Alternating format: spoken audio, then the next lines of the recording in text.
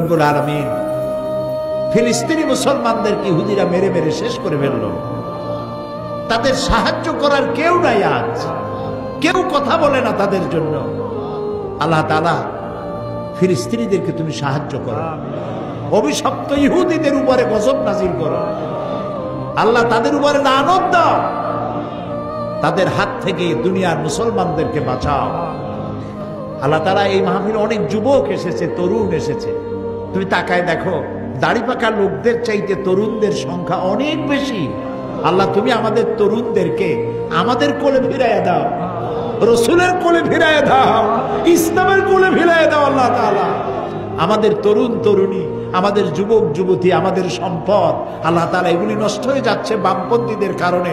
আল্লাহ তুমি দয়া করে এদেরকে তোমার ডান দিকে নিয়ে আসো। আল্লাহ তাআলা কোরআনের দিকে নিয়ে আসো, কোরআন বোঝার প্রতি আকর্ষণ সৃষ্টি করে দাও।